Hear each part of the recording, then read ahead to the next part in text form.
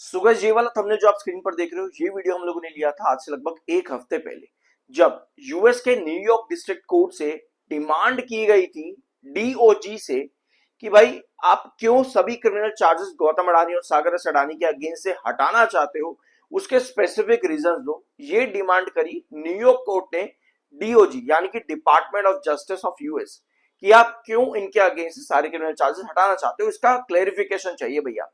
Final order sheet तब तक नहीं आएगी। इनफैक्ट आज के दिन की जो अपडेट है, आज भी फाइनल ऑर्डर शीट नहीं आई है। फाइनल ऑर्डर्स अभी भी नहीं दिए गए हैं कोर्ट की तरफ से, लेकिन ये स्टेटमेंट्स और ये अपडेट आज के दिन की पॉजिटिव है। पहली चीज ये है कि क्लेरिफिकेशन दे दिया है डिपार्टमेंट ऑफ जस्टिस ने कि क्यों ये चाहते हैं गौतम अडानी और सागर अडानी के ऊपर से सारे के सारे क्रिमिनल चार्जेस जो हटा दिए जाए और इस केस को यही खत्म कर दिया जाए।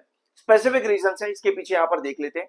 US Department of Justice moved to permanently dismiss the 2024 bribery and fraud charges against Gautam Adani.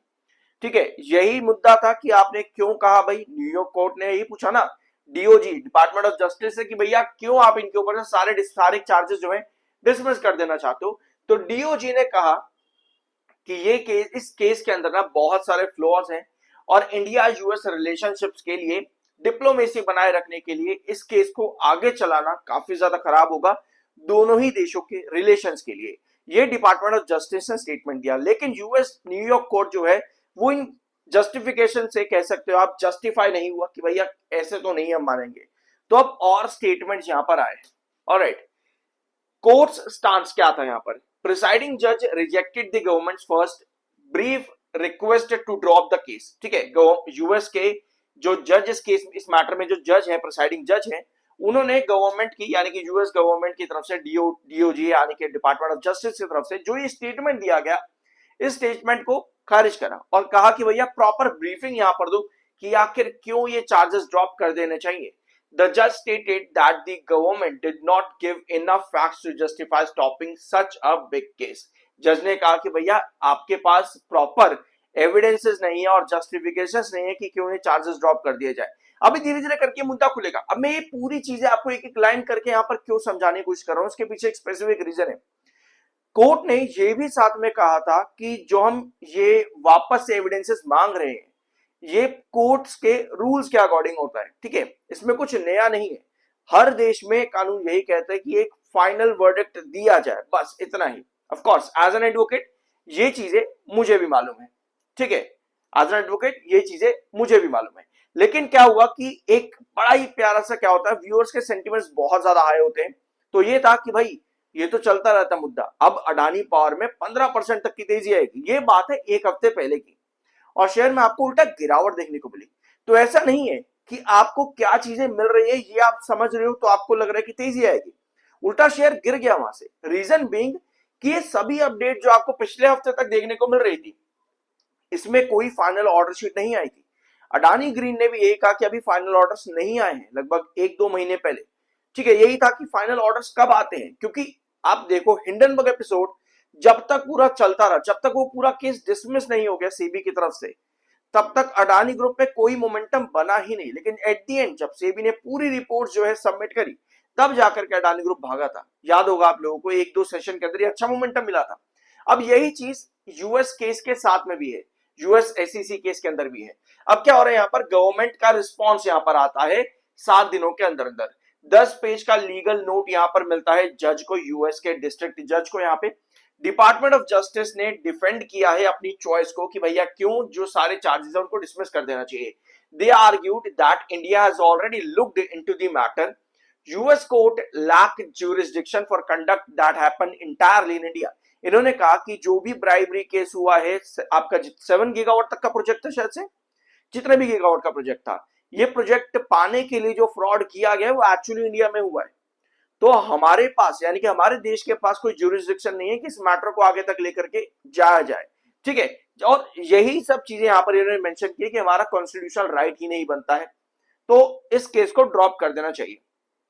इसके अलावा एक स्टेटमेंट और निकल करके आता है कि जो पुराने इनके एडमिनिस्ट्रेशन में, यहाँ पर पुराने इनके जो प्रेसिडेंट थे जो बाइडेन, उस टाइम का ये केस है, 2024 के स्टार्टिंग में ही ये केस आपको देखने को मिला था गौतम अडानी और सागर अडानी के अगेंस्ट में, कि इन्होंने जो है ये केस यहां पर इनके अंडर किया गया था without realistic prospect of trial, बिना किसी ट्रायल के ये मैटर को यहां पर डाला गया यूएस डीओजी टू कोर्ट, इन्होंने ये स्टेटमेंट और यहां पर प्रोवाइड किया है। अब इतने सारे स्टेटमेंट के बीच में मिसिंग चीज क्या है, आप कभी भी फाइनल ऑर्डर शीट। तो आज आप एक तरह से कह सकते हो कि फाइनल वर्डिक्ट्स यहां पर लिए गए हैं, मोटा मोटी हम ये कह सकते हैं कि फाइनल वर्डिक्ट लिए हैं। अब फाइनल स्टेटमेंट्स के बाद में जो है नेक्स्ट काउंटर क्या आएगा कोर्ट्स की तरफ से, उसके बाद में क्या ऑर्डर शीट्स आती है, वो बहुत ज्यादा मैटर करेंगी इस केस के अंदर, इस केस को पूरी तरह से डिसमिस करने के लिए। फिलहाल के लिए इस अपडेट का क्या इंपैक्ट पड़ सकता है, क्योंकि अल्टीमेटली ये अपडेट पॉजिटिव है, इसमें कुछ खराबी नहीं है। बट फाइनल ऑर्डर शीट में क्या इन स्टेटमेंट्स को एग्री किया जाएगा कोर्ट की तरफ से, ये समझना बहुत ज्यादा जरूरी है। वो ऑफकोर्स अगली अपडेट में हमको मालूम पड़ेगा। तो अडानी पावर ने क्या किया, आपको मालूम है कि 232 इसमें एक बहुत बड़ा रिजेक्शन है, साइडवेज पर ये स्टॉक चल रहा है, 207 पर आपका क्रूशियल बेस है, यहां पे डायगोनल पैटर्न साथ में काम कर रहा है, एक बार, दो बार, तीन बार, चार बार, बार बार डायगोनल से बेस लेकर के ब्रेकआउट दे देता है। अभी अडानी पावर में अगर इस स्टेटमेंट, इस न्यूज से हमको ब्रेकआउट चाहिए, तो अल्टीमेटली आप यहां पर देखो कि लास्ट सेशन आपके डायगोनल के नीचे क्रॉस किया है, हर बार डायगोनल के नीचे क्रॉस करके ब्रेकआउट देता है। लास्ट सेशन के लास्ट 1 आवर में कितने बार बने हैं, और साथ में ब्रेकआउट के लिए आपका पॉइंट कौन सा रहेगा, 225। सो अगर अडानी पावर में इस हफ्ते इस न्यूज के बाद ब्रेकआउट चाहिए तो 225 क्रॉस होना जरूरी है।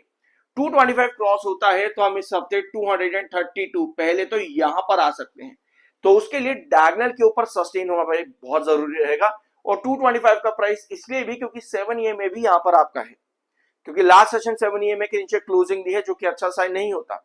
तो ब्रेकआउट्स के लिए 7 EMA के ऊपर आना जरूरी है, कि 225 पे अगर 225 आता है तो आपको बाहर यहाँ पे 232 तक की पोजीशन बनाते देखने को मिलेंगे।